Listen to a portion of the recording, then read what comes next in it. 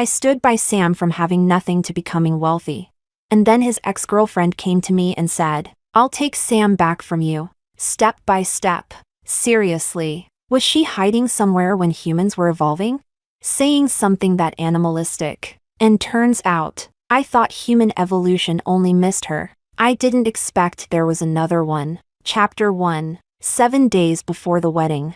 While trying on my wedding dress, I came across Sam's ex-girlfriend's post on Weibo. She was holding hands with him. The caption read, "Still in love." 3 minutes later, I saw Sam's reply, "I want to keep being entangled with you." It was a romantic official reconciliation post. If only I weren't Sam's wife. The shop assistant noticed me staring at my phone in silence. "Rita, is there something you're not happy with?"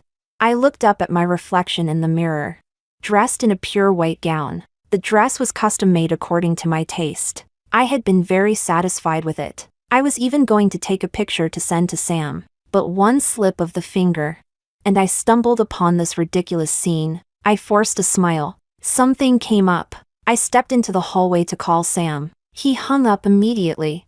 Then texted, "In a meeting, right?" 2 days ago he'd gone on a business trip. Said it was for an important project that required his personal attendance. Looking at it now, yes, very important indeed. A multi-million bedroom project. Sam returned my call an hour later. His voice was gentle. "Rita, what's wrong?"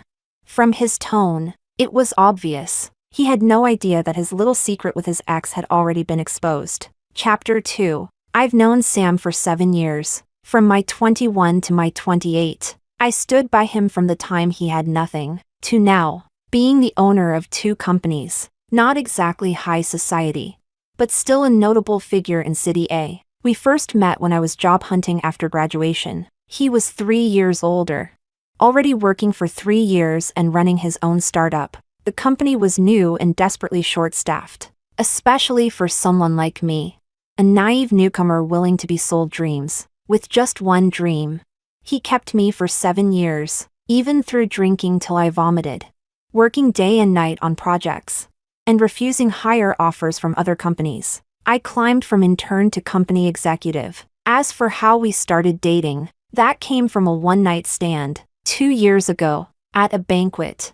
We both got drunk. When I woke up, he said, "Rita, I'll take responsibility." I don't remember exactly how I felt then. Probably happy. After all, I had secretly liked him for 3 years. Falling for him was easy. He had the kind of face that made people fall at first sight. We'd seen City A's dawn together while rushing deadlines.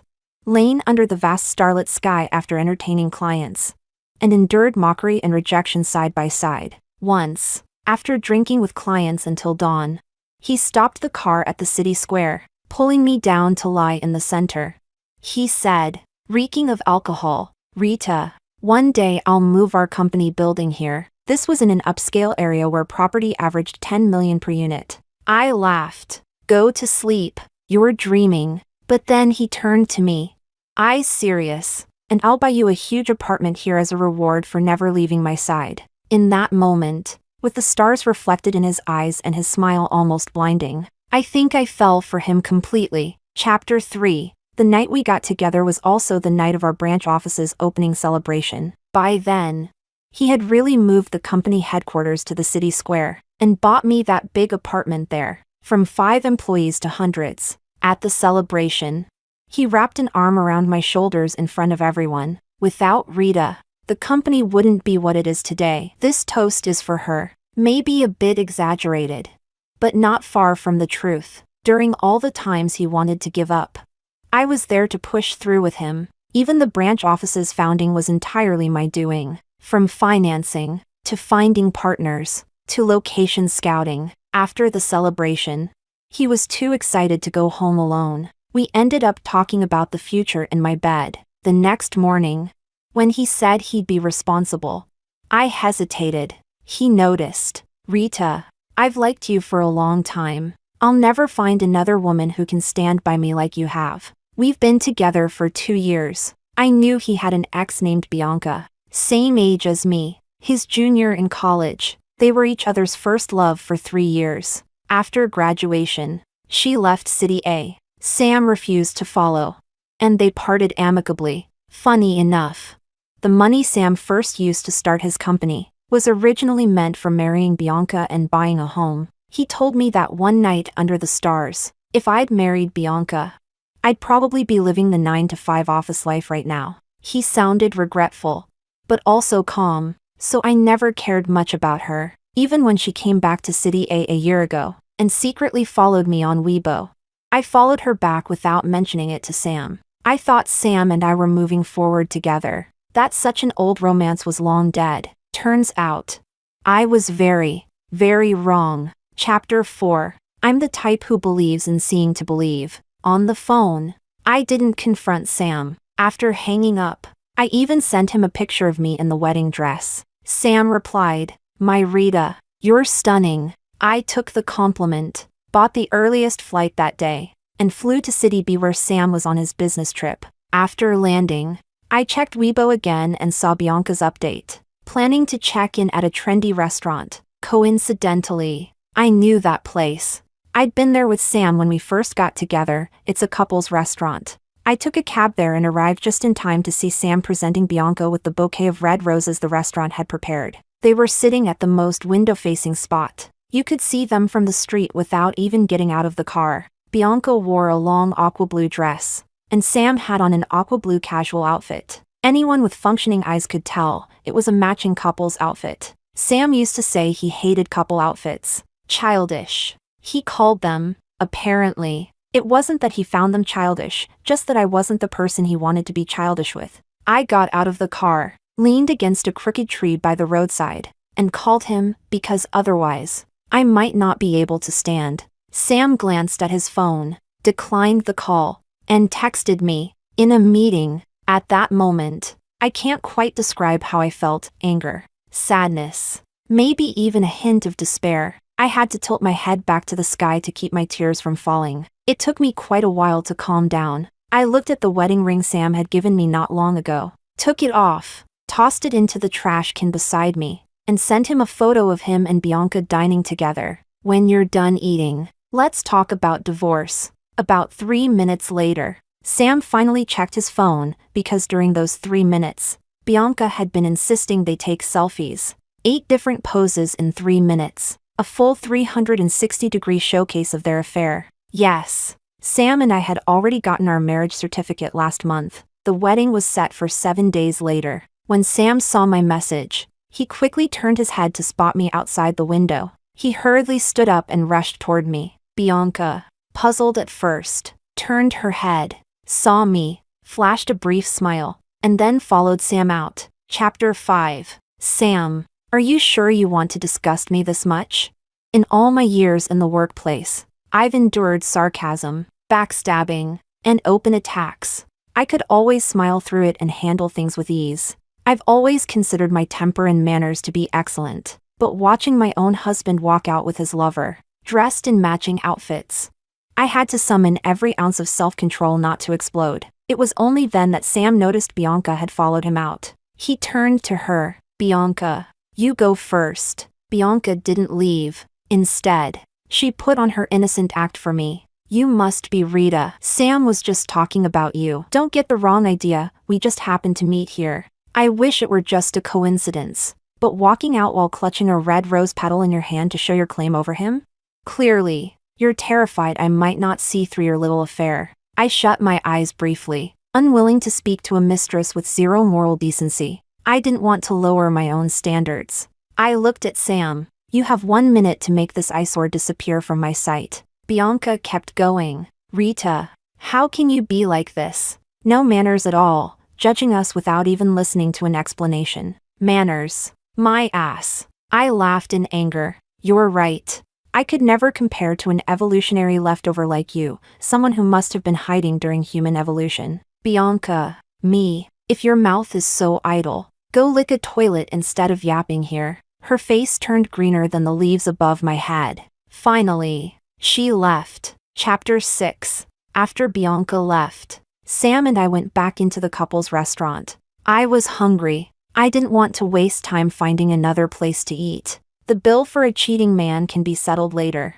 but my stomach needs immediate care. Years of drinking for the company had wrecked my stomach. I can't go hungry. If I do, the pain hits fast. Sam had originally wanted to eat somewhere else, probably because he also felt awkward. But I refused. This restaurant gave out red roses with the meal. And wouldn't you know, the same waitress who had just handed roses to Sam for Bianca, now handed them to Sam for me. She looked completely stunned.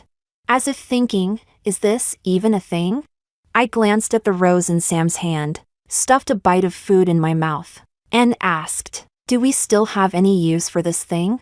Sam, after a long pause, Sam said, Rita, I cut him off. Don't start talking about disgusting things while I'm eating. I might throw up. Have some consideration for the stomach I've already ruined for the sake of the company. Sam, a flicker of guilt crossed his face. The meal took 2 hours. For those 2 hours, my mind was racing, planning the divorce. I'm not terminally ill, and my brain is fine. If I forgive once, there will always be a next time. Better to cut clean now while we have no children. The only complication between us was the company. The headquarters had nothing to do with me. But I was a shareholder in the branch office. We hadn't signed a prenup. But under the new marriage law, I couldn't just take half of Sam's assets with a marriage certificate that's basically useless in that regard. But while I was planning the divorce, Sam was thinking about how the wedding in 7 days couldn't be affected. He said, Rita, I don't want to divorce you. I was stunned. So what then? The 3 of us live together? At the wedding, you hold my hand with one and Bianca's with the other? I paused. I really feel out of place among you people without moral boundaries, because I still have some. Sam, after a long silence, I asked, when did you two get back together? Before we got the certificate, or after? It took him a while to answer. We didn't get back together. Didn't get back together? Then what is this, bringing in a houseplant to freshen up our married life? Sam's temper isn't great. He was a bit angry at what I said, but held it back. Rita, you're upset right now. Let's calm down for a couple of days before we talk about it, okay? I agreed. Calming down would be good, because right now, I might forget what's mine and misjudge in his favor. Chapter 7. On the way to the hotel, Sam kept trying to explain himself, but apparently, there was nothing he could explain. So after a few times of starting and stopping, he ended up saying nothing at all. Once we got to the hotel, he even tried to go into the same room with me. I looked at him. Sam, you've known me for 7 years, right? Do you really think I'd use something someone else has already used? That's when the temper he'd been keeping in check after getting caught cheating finally broke. Rita, could you maybe watch your words a little? I laughed. Well, I guess I can't compete with Bianca. She doesn't have to do anything for you, just smiles sweetly and crooks her finger. And you come running like a dog, willing to toss your moral bottom line out the window for her. Me? You know me, over the years, to fight for the company's interests. What sharp words haven't I said?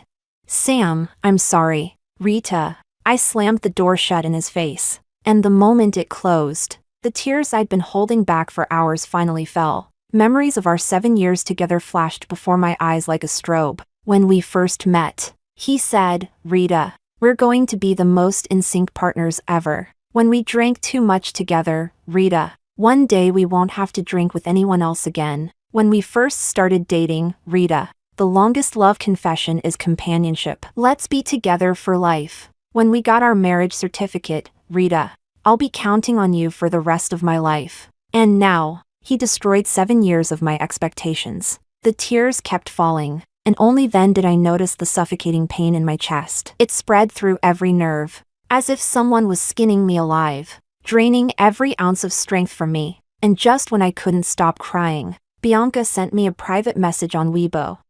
Sam never wanted to make our relationship public. Do you know the kind of situation I had to create to coax him into posting that Weibo?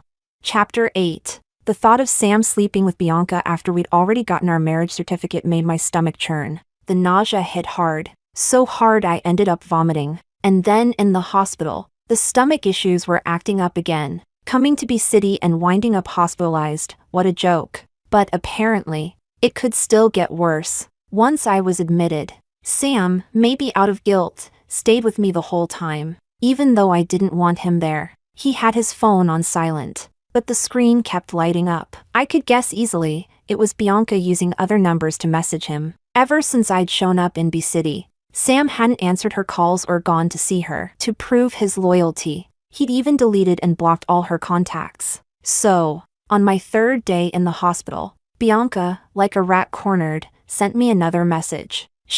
Rita, I'm not trying to steal Sam from you. All I want is to fulfill a promise we made when we were young, to travel together before your wedding. Why did you have to show up?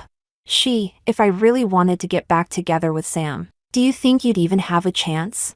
When I didn't reply, half an hour later, she sent another. Rita, I didn't plan to take Sam from you, but starting now, I'll make you watch me take him away step by step. She wasn't bluffing. A few minutes later, Sam's phone lit up again. He glanced at the screen, just a glance, and the blood drained from his face. The man who had been glued to my side for days suddenly shot to his feet. I looked at him. He sat back down and said, Rita, something urgent came up. I'll be right back, okay?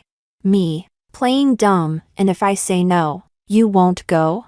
Sam, he muttered, sorry, and still left. Chapter 9. I checked out of the hospital as fast as I could and flew back to a city. In those 3 days, I'd made up my mind completely. If someone wants to leave, let them. If the sand slips through your fingers, just throw it into the wind. The moment I got back, Dominic, my partner at the branch office, came to talk about work. Yes, the branch had always been my responsibility. Thinking about it, maybe Sam and Bianca getting back together was partly because I'd been tied up managing the branch and wasn't always at his side. Not that it mattered now. If they could rekindle things, it just meant they'd both wanted to. Even if I'd chained Sam to my waist, they'd have found the chance. After discussing work, Dominic casually asked, You're really a workaholic. Your wedding's coming up. Aren't you going to get ready?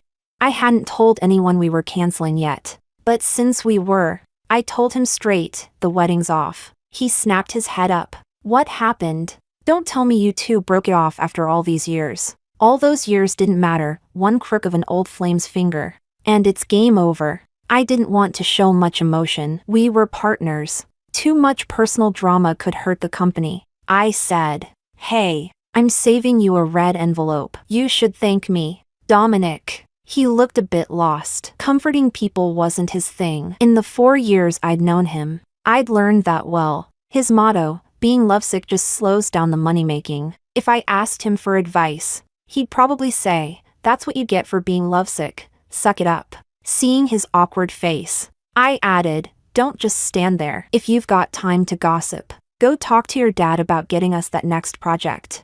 Dominic. After he left, I had dinner with my parents and told them to start calling the relatives who'd gotten invitations. They were furious. My dad rolled up his sleeves, ready to fly to B City and beat Sam to a pulp. My mom burst into tears. But my parents really do love me, even knowing that canceling the wedding would make us the butt of family gossip.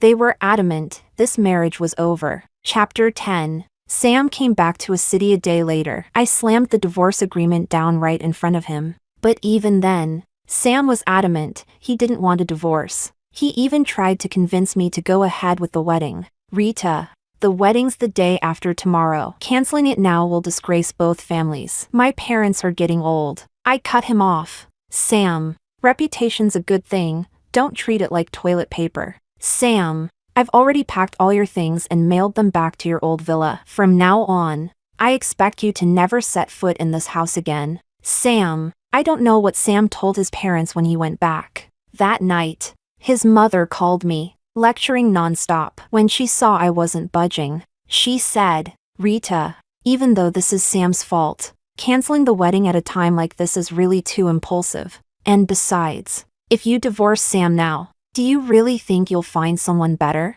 Everything you have now, including the house you're living in, wasn't it all given to you by Sam?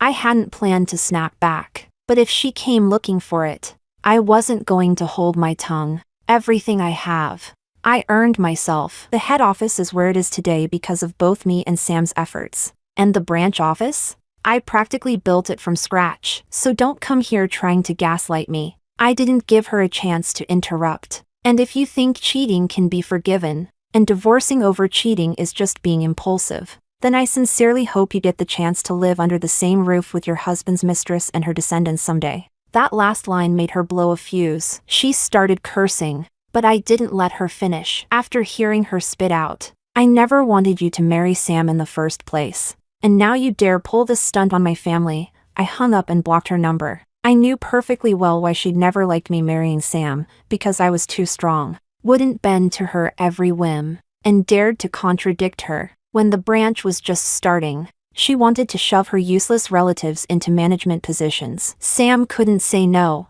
so he threw me under the bus. I turned them down flat. So when Sam and I were talking marriage, she came to warn me personally, saying I must give birth to a son. I hinted, and if it's not a son? Her arrogant reply, then keep trying until it is. If a woman can't even give birth to a son, what use is she? Any daughter-in-law bullied by her mother-in-law has one thing in common: they lowered themselves from the very start. Even when the other person is stomping on your head, you still try to treat her like your own mother. So to kill her control fantasy at the root, I told her straight, read a few more books. Don't throw your dignity away before you even step into the socialite circle. She also wanted me to quit my job after marriage and be a full-time housewife, claiming that a woman who's always out working might as well be selling herself. And who knows, she said, I might end up in some messy affair with a client after a night of drinking, putting a green hat on her precious son. I laughed in her face. In the past, women only bound their feet. You've managed to bind your brain too. She went to complain to Sam, saying I'd insulted her. I asked Sam, do you think I'd insult my mother-in-law before I even got married? Am I brain dead? After that, Sam knew what was going on, so when we got the marriage certificate, we lived in my big apartment instead of with his mother. Not because Sam sided with me, he simply didn't want to deal with our conflict. Or maybe he just knew that even 10 of his mothers wouldn't be able to handle me. I thought Sam and I could part ways with some dignity. We're both adults, no need to burn the bridge. But I clearly overestimated Sam. Or maybe, after all these years, I never really knew him. The day after I blocked his mother, he tried to get me to leave with nothing, give up my shares in the branch, and even return the luxury apartment the head office awarded me for meeting performance goals. Then he added, Rita, as long as you don't divorce me and the wedding goes ahead tomorrow, we can renegotiate all of this. Now I knew exactly why he didn't want the divorce. If we split, the company's stock would definitely take a hit, and he might even lose control of the branch. After all, I built that branch. Apart from an initial investment, he didn't lift a finger, and we'd been planning to open a second branch, also led by me. He didn't want to lose his right-hand woman. But for Sam to say something like that, was he half asleep? Or did he think I was? He even tried to brainwash me. Rita, in this circle, so many people keep lovers on the side, or live separate lives after marrying for business. Don't they still get along fine? I asked. So you mean I should lower my own morals and keep a boy toy too? Sam, he went quiet. After a long pause, he said, I'll cut Bianca off for good. Ha, hypocritical dog. As if he could. The only reason he ran to Bianca a few days ago was because she threatened to kill herself. She even romanticized it online, posting on Weibo, if I miss you, I'll never be able to love anyone else again. That old saying was right, squeaky wheels get the grease. I blocked her too. Read enough of her crap and I might start acting like a drama queen myself. Chapter 11. The wedding, of course, didn't happen. Sam only told people it was postponed. He refused to sign the divorce agreement, so I went straight to a lawyer and filed for divorce in court. That's when he finally panicked. He lowered himself once again to come find me. Rita, I just lost my head for a moment. Bianca came to reconcile. I had a bit to drink, and that's how that ridiculous thing happened. I ignored him. After that, every few days, he'd camp out downstairs, trying to put on some cringeworthy begging for forgiveness act. But the funny thing was, since I'd blocked Bianca, she could no longer update me on her progress with Sam, so she had to find other ways to get under my skin. One night, I was working late. When I walked out, Sam was waiting for me, with a lipstick stain right on his collar. If he couldn't even act out a proper groveling X scene, what good was he? I pointed at the lipstick mark. This is what you call cutting ties with Bianca? Sam, let's just part ways cleanly. Don't disgust me anymore. You know I never take back an ex. Half a month later, Sam finally stopped bothering me. Probably went to fight with Bianca. A few days after that, I got a message from Bianca. Rita, why don't you just drop dead? I calmly shot back. What's wrong? Playing the dying swan act doesn't work anymore?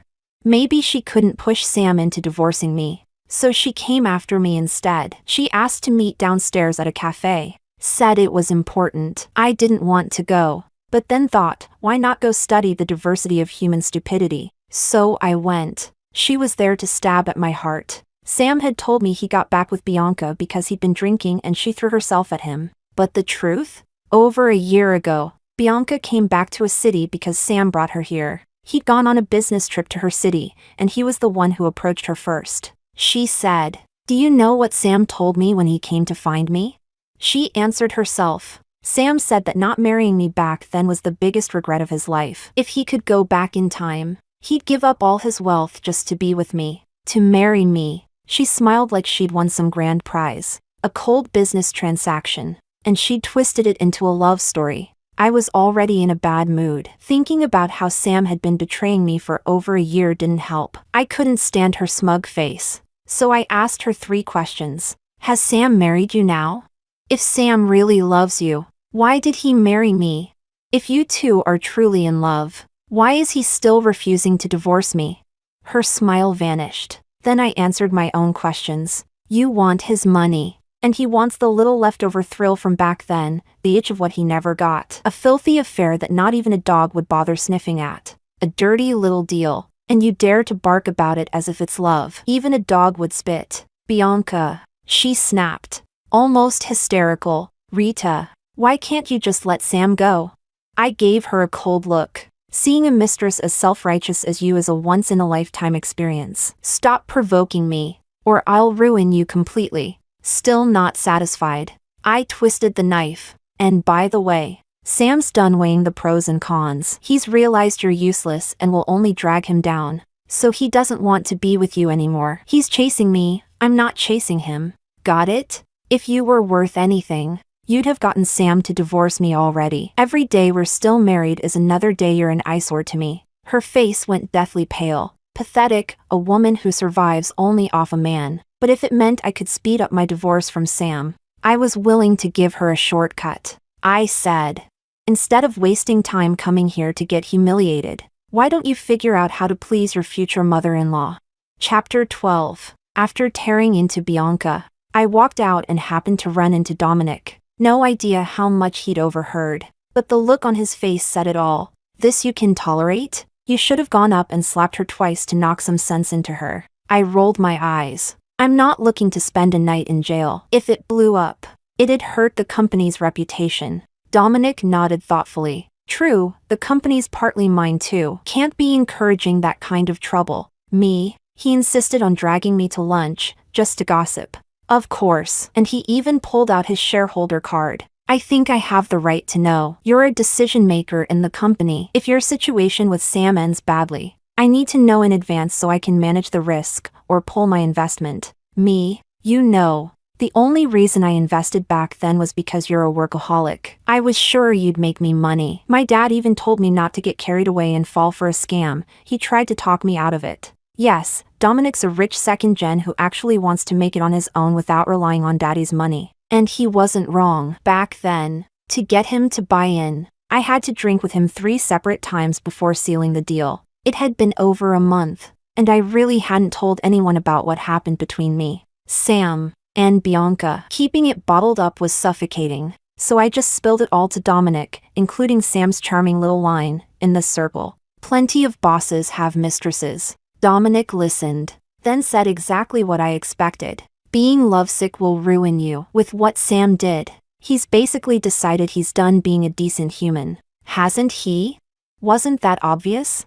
If Sam had any intention of acting like a decent person, He would have let me go and signed the divorce ages ago. He certainly wouldn't have had the nerve to threaten me with walking away empty-handed, knowing full well I'm his equal, unless he'd completely lost his mind. Seeing I was in a low mood, Dominic added, "Don't let him gaslight you." So what if this is the circle? There are scumbags in it, but there are good men too. Chapter 13. Because of my falling out with Sam, even though neither of us had publicly explained why the wedding didn't happen, the company inevitably took a hit. In just over a month, 3 major contracts for the head office expired, and none of the partners renewed. I'd secured those deals myself, and they were worried about potential instability after our fallout. Business people aren't fools. So Sam came to find me again. He started with accusations. "Rita, even if we're getting divorced, there's no need to sabotage the company. The company was part of your hard work too." Me?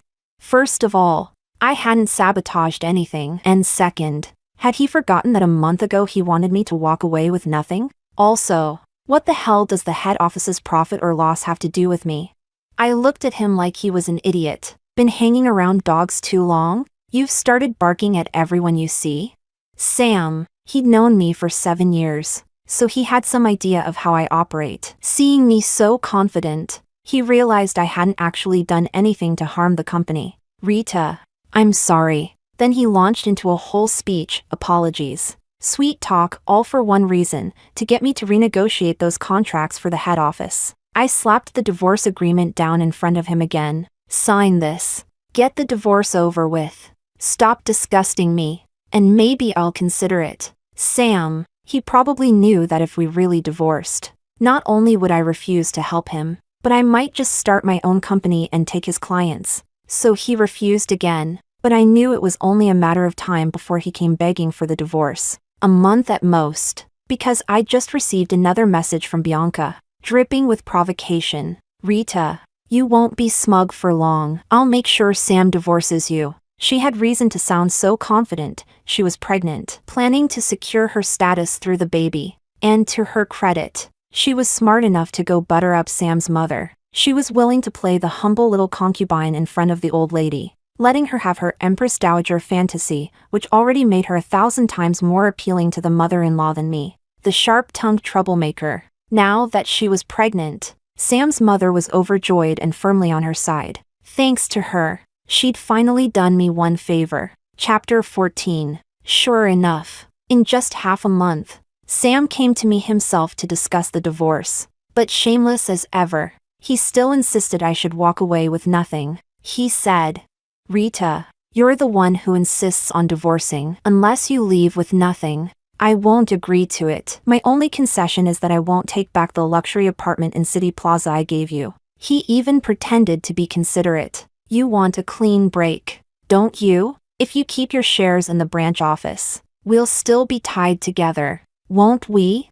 I stared at him, cold, detached, and at that moment, every last trace of love I'd ever had for him vanished completely. I really never knew him at all. I looked at him like he was an idiot. "Before you came here, did you pass by the donkey pen and get kicked in the head?" There was restrained anger on his face. "Rita, if not, then why are you talking like you were kicked in the head by a donkey?"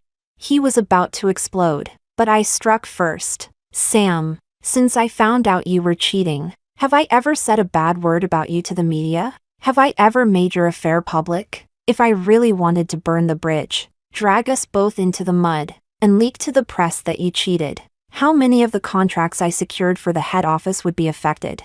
"Sam," I snapped. "How big is your ego? Exactly? You cheat and still have the nerve to demand I walk away with nothing?"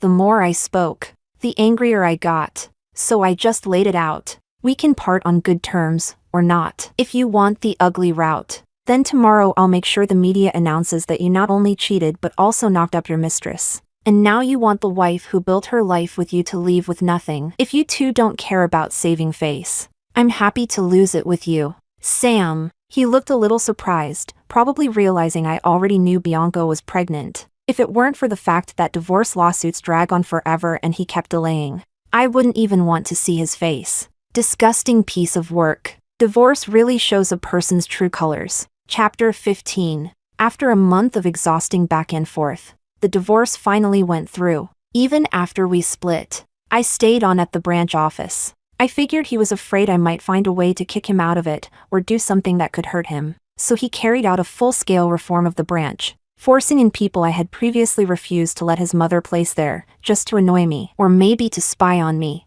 Still not satisfied, he outright proposed to buy my shares in the branch. Perfect, I wanted to sell anyway, not just because I didn't want any more ties to him, but mainly because with the way he was running things, the company was headed downhill fast. If he wanted to dig his own grave, that was his problem. I had no intention of going down with him. We'd originally been preparing to open a second branch. Now, I wanted to go independent, so I took the opportunity to jack up the price, 3 times the market value. Sam tried to haggle several times but eventually gritted his teeth and agreed. And I didn't just sit idle, I had someone quietly plant a little thought in Bianca's mind. If I kept in contact with Sam after the divorce because of company business, she might end up like mosquito blood, a leftover nobody wants. And I'd become the white moonlight, the unattainable ideal, in his eyes. After all, it's the lost and unattainable things that seem the sweetest. She herself was proof of that. Plus,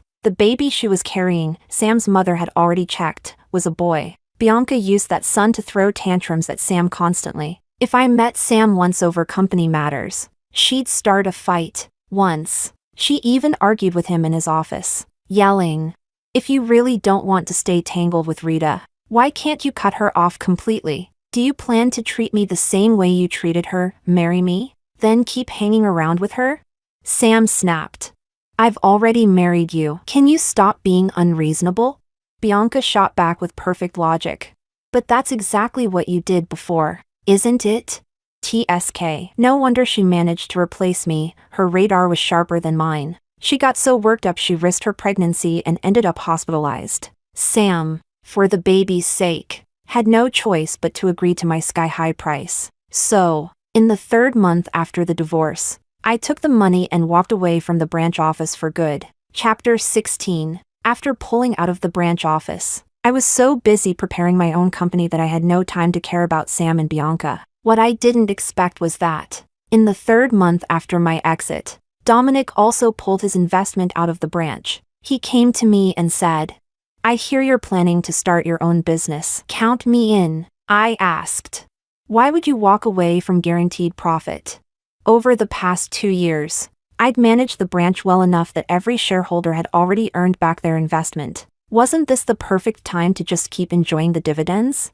Dominic snorted. "If I don't pull out now, should I wait until the company starts losing money and go down with it?" Me? Dominic, do you know why I never go into business with hopeless romantics or bleeding heart saints? Because with those 2 types, a company always ends up turning into a family fiefdom, packed with useless, drama-making relatives. Well, that was news to me. I thought Sam only stuffed his mother's useless, meddlesome relatives into the company to spite me, force me to sell my shares and walk away. Turns out, he was genuinely brain damaged. He even brought in Bianca's relatives, kicking out several of the managers I had trained. In that case, the 2 of them were my biggest benefactors. I'd been regretting not being able to take those managers with me, but now, thanks to them, they were being sent straight to my door. 2 months later, my company officially opened. On the very first night, we had a dinner with shareholders and managers. Dominic had insisted on investing, and even roped in 3 of his wealthy bachelor friends. During dinner, he nudged his chin toward them, clinked his wine glass against my teacup, and said, "Rita, look, these are all guys I picked for you. All single, younger type. Can be soft or wild. Strike while the iron's hot. You know?" I twitched my lips and rolled my eyes at him. He added, "No need to thank me if you really want to thank me. Just work hard so I can make more money lying at home." Me, wow, thanks for caring about my love life, considering you're a money-obsessed capitalist, he replied as if it were obvious. Of course, you're my money tree now. Remember, when there's money, boyfriends are in kindergarten. Then he patted my shoulder. Stay away from cheating men and mistresses, and you've already solved half of life's problems. Come on, let's drink to a better life ahead. Me, Chapter 17. Dominic was right. Staying away from cheating men and mistresses does make life half better. Take today. For example, 2 years later, I walked out of City Plaza after happily closing a deal and ran straight into Bianca and Sam having a loud argument. I love a good spectacle. If I wasn't afraid of missing the show while buying sunflower seeds, I'd have grabbed 2 bags and enjoyed it properly. I stopped to listen for a bit. Soon I pieced it together. Bianca's relative, after joining the company, used their position to embezzle a rather large sum. 2. Sam hadn't known at first because that relative had planned to cover the theft with funds from the next project. But the project fell through and was snatched by someone else.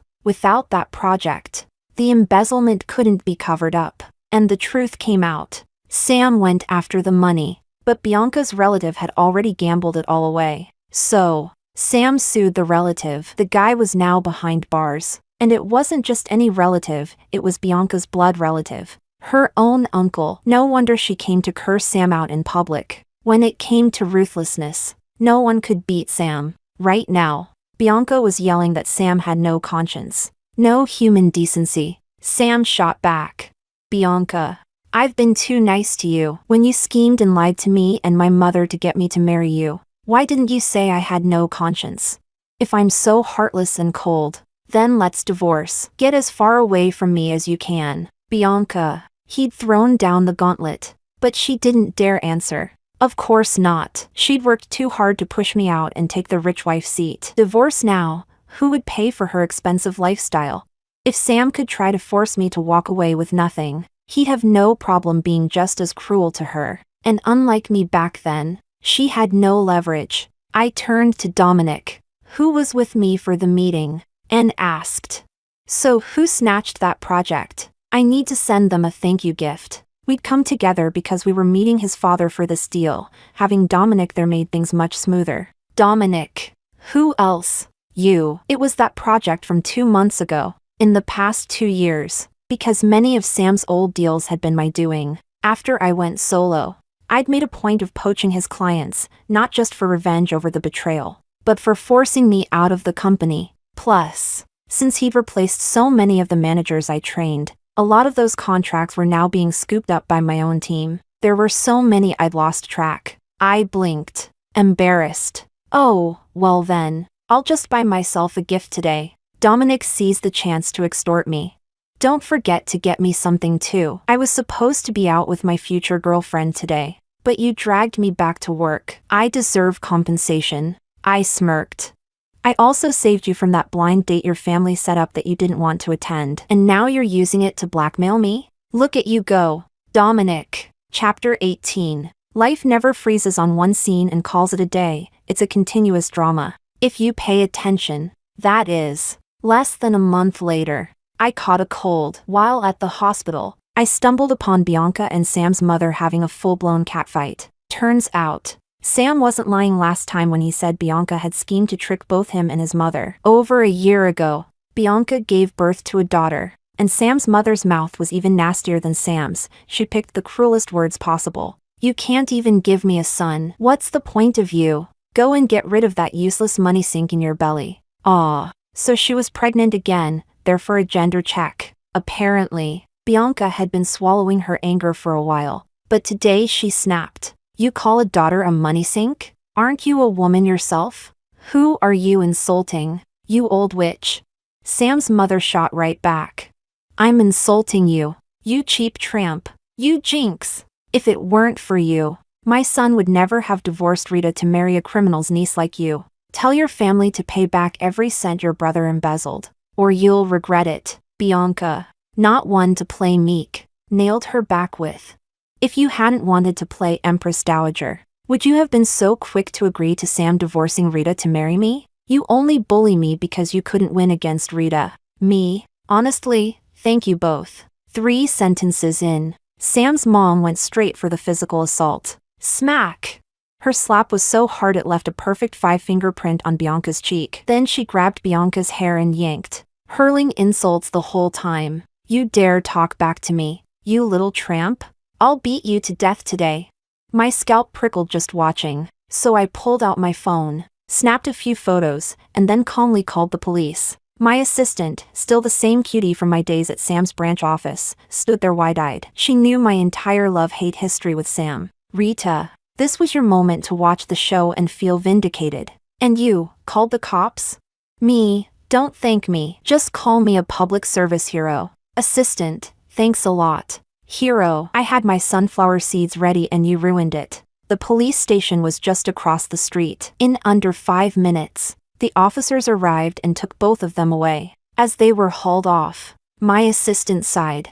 Good thing you left him when you did. Otherwise, it might have been me getting slapped today. Sam's mom dared to hit Bianca because Bianca had spent years buttering her up, giving her that sense of superiority, and because Bianca didn't have the guts to divorce Sam. She wouldn't dare go all out against his mother. The fact that she still didn't fight back said it all. The next day, a gossip-starved tabloid reporter in City A, desperate for clicks, published the story, with pictures so high-def you could count how many hairs Sam's mom had ripped out. Courtesy of yours truly. And so, news spread everywhere that Sam's mother had landed in the police station for hitting her pregnant daughter-in-law after finding out the baby was a girl. I'd warned her before, don't toss your dignity away before you've even set foot in the high society circle. But she wouldn't listen. Now the whole city had a front row seat to the circus. Once the gossip blew up, some helpful media folks dug up Bianca's old scandal about knowingly stealing someone's husband, me, and forcing me to step aside. They tacked it onto the story for extra clicks.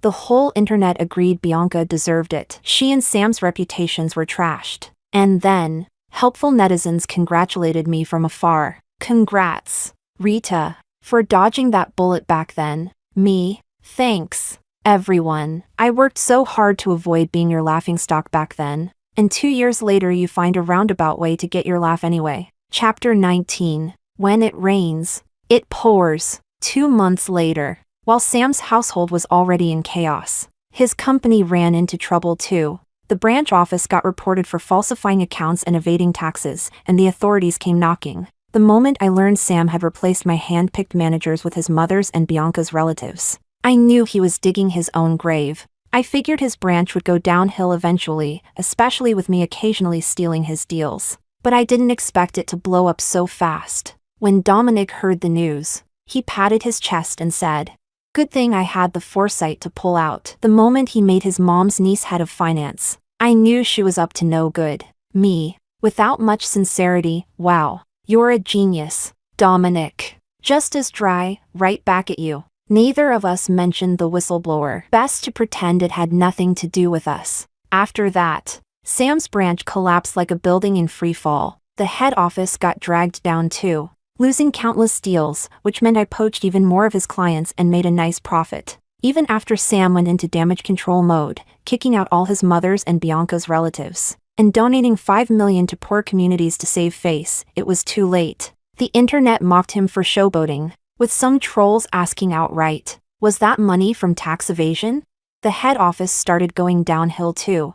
I couldn't help but remember, years ago, when I first helped Sam start the company, we'd faced a crisis. The cash flow dried up. Sam was ready to give up and get a regular job, but I stayed by his side, begging for help everywhere. We spent weeks either pleading with people or traveling to go plead with people, enduring all kinds of humiliation together. When that crisis passed, he told me, "Rita, thank God for you. As long as I have a single bowl of porridge, you'll never go hungry." But later, once the company got big, he forgot every word and even tried to swallow what was rightfully mine. Some people can suffer with you, but they can't share the good times. Sam was exactly that kind. Still, it's fine. He and Bianca already enjoyed the sweet times, now they could suffer together. Deepen their bond. Didn't Sam once tell Bianca he'd give up all his wealth to be with her?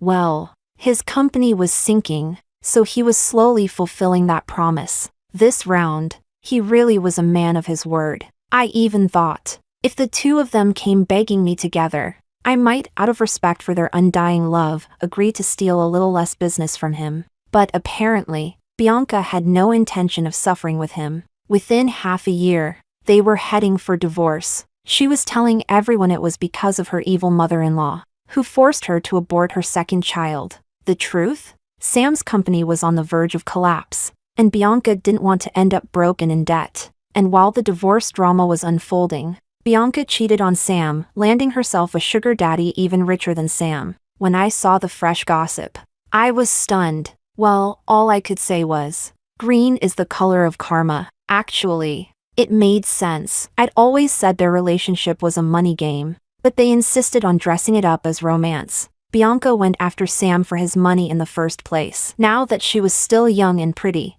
choosing someone richer was the logical move. Fair enough. I just hoped Sam was still alive. Chapter 20. Unfortunately, things didn't go as I'd imagined. Sam did end up in trouble. 3 months after Bianca cheated on him, his company truly couldn't hold on any longer and had to declare bankruptcy. At that point, I had to hand it to Sam. He still didn't divorce Bianca, even after she'd gone behind his back. Why? Because after getting married, they'd bought 2 properties under their joint names. A divorce would mean giving up one of them. So when the bankruptcy proceedings were over, the nearly $50 million in debt Sam was saddled with was also Bianca's burden. And that rich old man she'd hooked up with? He dumped her instantly. No way was he going to be the sucker paying off her debts. Seeing the news, I sent them a message from afar. Scumbag and homewrecker, locked together for life, they say. In the end, Sam sold his City Square apartment, the 2 villas they'd bought as a couple, and several luxury cars under their names to pay off the debt. He was knocked right back to square one, if not exactly the same as when he first started his business.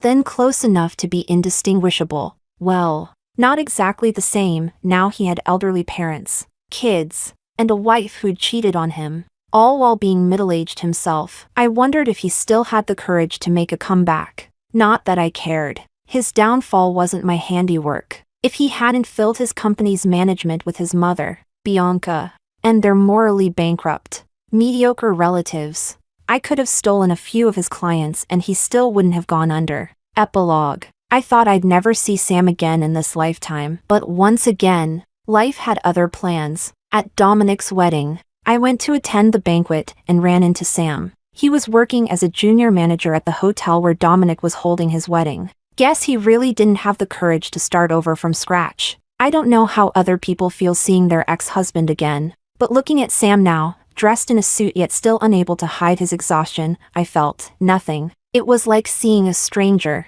No love, no hate. Sam stared at me for a long while, then came over and said, "Rita, I'm sorry for back then." I smiled at him. No need for apologies. If anything, I was petty back then. I never gave you and Bianca my blessing. Let me make it up to you now. I wish you and Bianca a long, happy marriage. Together till your hair turns white. Sam's face went a little green. His head also seemed a little green. Still, I suppose he'd gotten exactly what he wanted. So I twisted the knife. Now you've finally made up for missing out on the 9-to-5 office grind when you didn't marry Bianca back then. No regrets left now, right? Sam,